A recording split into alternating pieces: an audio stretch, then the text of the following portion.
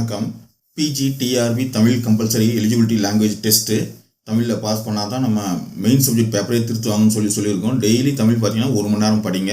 நம்ம வீடியோ பார்த்தீங்கன்னா 5 நிமிஷம் 10 நிமிஷம் அல்லது 1/4 மணி நேரம் இவ்வளோ தான் இருக்கும். அந்த வீடியோ கூட பார்க்கலாம். நீங்கள் நிறைய மல்டிபிள் சாய்ஸ் கொஸ்டின் நிறைய பேர் படிப்பீங்க. மல்டிபிள் சாய்ஸ் கொஸ்டின் நிறைய படிக்கிறது அது வேஸ்ட்டு, அதனால் எந்த யூஸும் கிடையாது. தேரியாக நீங்கள் படிச்சுட்டு கொஸ்டின் எப்படி கேட்பாங்கன்றதுக்காக மல்டிபிள் சாய்ஸ் கொஸ்டின் படிங்க. அதுதான் சரியான நடைமுறை. மல்டிபிள் சாய்ஸ் கொஸ்டின் நீங்கள் படிக்கிறதுனால அதுலேருந்து ஒரு கொஸ்டின் கூட கேட்க மாட்டாங்க, அது ஞாபகத்துக்கும் வராது. அதனால தான் சொல்கிறோம்.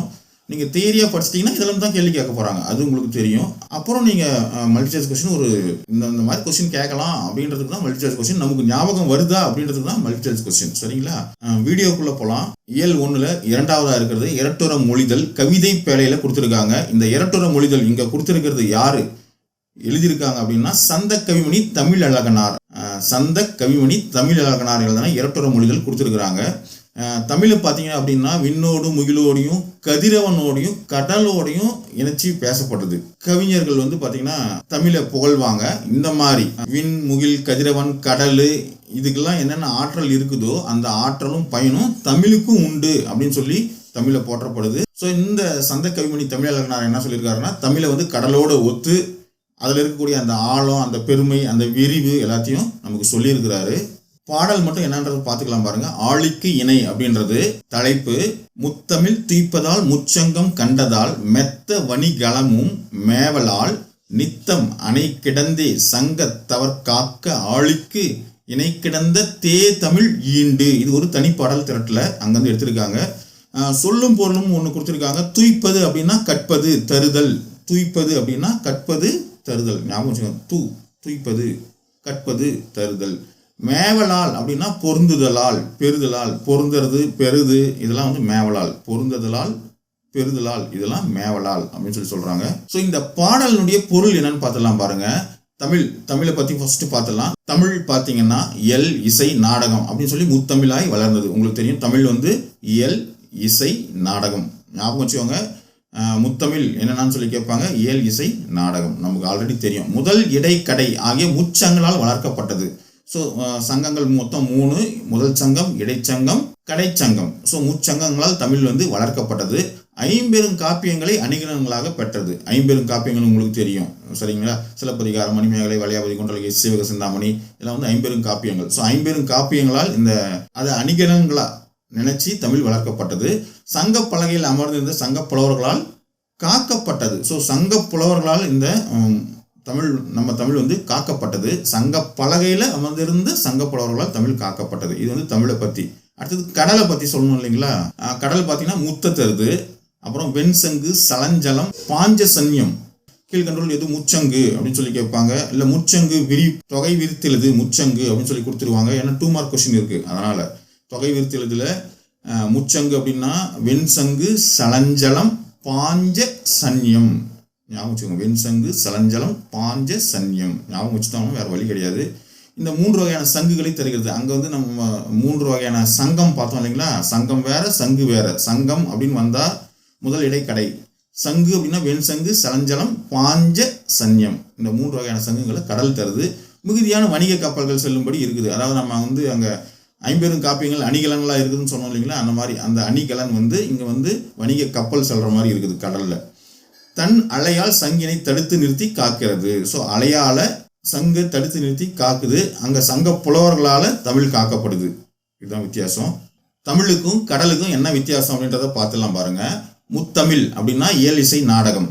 அதே கடலுக்கு பார்த்தீங்கன்னா முத்தினை அமிழ்ந்து எடுத்தல். முத்தை நம்ம அமிழ்ந்து எடுக்கிறோம். அது முச்சங்கம் அப்படின்னா முதல் சங்கம், இடைச்சங்கம், கடைச்சங்கம் தமிழுக்கு. அதே கடலுக்கு பார்த்தீங்கன்னா 3 வகையான சங்குகள் இருக்குது. கடலுக்கு 3 வகையான சங்கு இருக்குது. இப்போதான் பார்த்தோம். வெண்சங்கு, சலஞ்சலம், பாஞ்ச சன்யம். ஞாபகம் வச்சுக்கோங்க.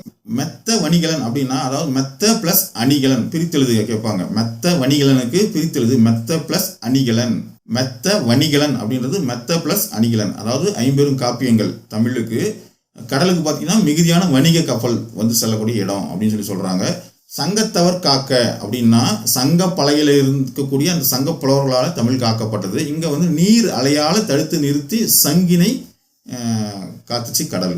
அடுத்தது இன்னும் 2 இருக்குது பார்த்துடலாம். இரட்டுற மொழிதல் அப்படின்னா என்னன்னு பார்க்கலாம். ஒரு சொல்லோ ஒரு சொற்றொடரோ இருள் பொருள்பட 2 பொருள்பட வர்றதுக்கு பேர் இரட்டுற மொழிதல் அணி அப்படின்னு சொல்லி பேர். ஒரு சொல்லோ அல்லது ஒரு சொற்றொடரோ 2 பொருள்பட வருவது இரட்டுற மொழிதல் அணி அப்படின்னு சொல்லி சொல்கிறோம். இதனை ஸ்லேடை அணி அப்படின்னு சொல்லுவாங்க. ஞாபகம் வச்சுக்கோங்க. இரட்டுற மொழிதல் அணியும் ஸ்லேடை அணியும் ஒன்றே தான். ஒரு செயல் கொடுத்துட்டு இது என்ன அணி அப்படின்னு சொல்லி கேட்பாங்க.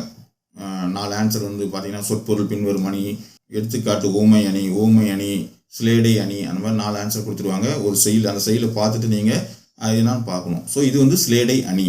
ஸோ செயலிலும் உரைநடையிலும் மேடை பேச்சிலும் இப்படி ஸ்லேடையாக பயன்படுத்துறது ரொம்ப இயல்பு. ஸோ ஒரு சொல்லோ சொற்றொடரோ 2 பொருள்பட வருவதுக்கு பேர் இரட்டுற மொழிதல் அணி அல்லது ஸ்லேடை அணி அப்படின்னு சொல்லி சொல்கிறோம். நகைச்சுவையாக 2 பொருள் படும்படி கூறுறது தான் ஸ்லேடை. இந்த பாடல் வந்து தனிப்பாடல் திரட்டிலேருந்து எடுத்தது அப்படின்னு சொல்லி நம்ம சொன்னோம் முதல்ல, இல்லைங்களா? தனிப்பாடல் திரட்டுனா என்னென்னா, நிறைய புலவர்கள் பாடின பாடல்களை தொகுப்பாக அவங்க ஒரு பாட்டு பாடியிருப்பாங்க அங்கங்கே, அதை வந்து ஒரு தொகுத்து வெளியிட்டதுக்கு பேர் தான் தனிப்பாடல் திரட்டு அப்படின்னு சொல்லி பேர்.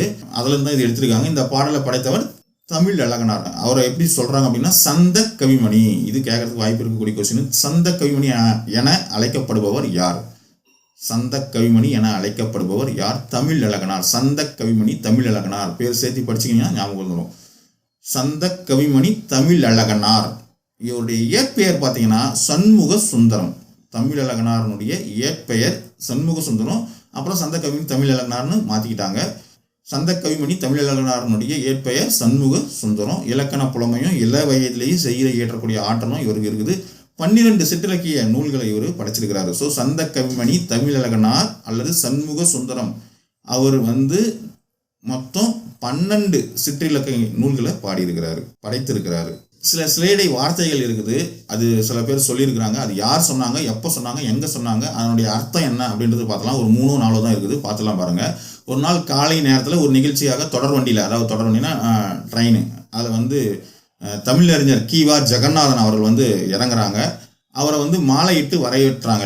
எல்லாம் மாலை போட்டாங்க. அதுக்கு அப்போது கீவாஜா என அழைக்கப்படக்கூடிய கீவா ஜெகநாதன் அவர்கள் என்ன சொல்கிறாருன்னா, அடடா காலையிலேயே மாலையும் வந்து விட்டது அப்படின்னு சொல்லி சொல்கிறாரு. அதாவது காலங்காத்தாலேயே மாலையும் வந்துடுச்சு அப்படின்றாரு. மாலைன்றது இந்த இடத்துல மாலை ஈவினிங் அப்படின்றதையும், அல்லது மாலைன்றது கழுத்தில் போடக்கூடிய மாலையும், இவருக்கு கழுத்தில் போடக்கூடிய அந்த மாலையை இந்த மாதிரி அவர் சொல்கிறாரு ஸ்லேடையா. அடடே காலையிலேயே மாலையும் வந்து விட்டது அப்படின்னு சொல்லி 2 பொருள் பட சொல்கிறாரு. ஸ்லேடையா அழகாக மற்றவங்க ரசிக்கிற மாதிரி சொல்லியிருக்கிறாரு. அதே மாதிரி 2வது இது பார்த்தீங்கன்னா இசை விமர்சகர் சுப்புடு. அவர் பார்த்தீங்கன்னா விமர்சனங்கள் எப்பவுமே நயமாக இந்த ஸ்லேடையாக பேசுறதுல வல்லவர். ஒரு முறை அவர் வந்து ஒரு பெரிய வித்வானுடைய இசை நிகழ்ச்சிக்கு விமர்சனம் செய்யறதுக்கு போயிருந்தார். அவர் வந்து இசை வந்து ஒழுங்காக பாடினா அதை கடுமையாக விமர்சிப்பார். அப்படி அவர் அந்த பெரிய வித்வானுடைய இசை நிகழ்ச்சிக்கு போகும்போது அன்று கச்சேரியில் அவருடைய காதிலும் கம்மல் குரலிலும் கம்மல் அப்படின்னு சொல்லிட்டாரு. ஸோ ஸ்லேடையா காதலையும் கம்மல், காதில் நம்ம கம்மல் போடுறோம், குரல் கம்மிக்கிச்சின்னு சொல்கிறோம் இல்லைங்களா, அந்த மாதிரி காதலையும் கம்மல் குரல்லையும் கம்மல் அப்படின்னு சொல்லி அவரை ஸ்லேடியா கிண்டல் பண்ணியிருக்கிறாரு. அதே மாதிரி பார்த்தீங்கன்னா கியாபே விஸ்வநாதம் அவர்கள், கியாபே அப்படின்னு சொல்லுவாங்க அவரை, கியாபே விஸ்வநாதம் அவர்கள் பல் மருத்துவத்தில் சிறப்பு பட்டம் பெற்ற நண்பர் ஒருவரை அறிமுகம் செஞ்சு வைக்கும்போது இவர் பல்துறை வித்தகர் அப்படின்னு சொல்லி அவரை குறிப்பிட்டார். பல்துறை வித்தகர்னா பல துறையில் வித்தகராக இருக்கிறவர். 2வது அந்த பல்லு டாக்டர் அப்படின்னு சொல்கிறோம் இல்லையா, பல்துறை வித்தகர் அப்படின்னு சொல்லி ஸ்லேடையில் சொல்லியிருக்கிறாரு. இந்த மாதிரி பல ஸ்லேடைகள் இருக்குது. அவ்வளோதாங்க ஸ்லேடை. அடுத்த வீடியோவில் பார்க்கலாம். இந்த ஆண்டே 2025ஆம் ஆண்டே ஏதாவது ஒரு அரசு பள்ளியில் போய் நம்ம முதுகலை ஆசிரியராக பணியில் அமர்ந்து சம்பளம் வாங்குகிறோம். நம்ம பேங்க் அக்கௌண்ட்டில் சேலரி கிரெடிட் ஆகணும். இதுதான் இந்த ஆண்டினுடைய நம்மளுடைய லட்சியம். இந்த ஆண்டு உங்களுடைய லட்சியம். அதை மனசில் வச்சுட்டு படிங்க. தமிழ் 1 மணி நேரம், சைக்காலஜி 1 மணி நேரம், மீதி எவ்வளோ நேரமும் 5 மணி நேரம், 6 மணி நேரம், 10 மணி நேரம், 12 மணி நேரம், எவ்வளோ நேரமோ அவ்வளோ நேரம் உங்களுடைய மெயின் சப்ஜெக்ட். அதை நீங்கள் படிங்க. கண்டிப்பாக பாஸ் ஆகுறீங்க. இதில் எந்த சந்தேகமும் கிடையாது. அரசு வேலை பெறுவதே நம்ம லட்சியம். அதை அடைந்தே தீர்வோம். நன்றி.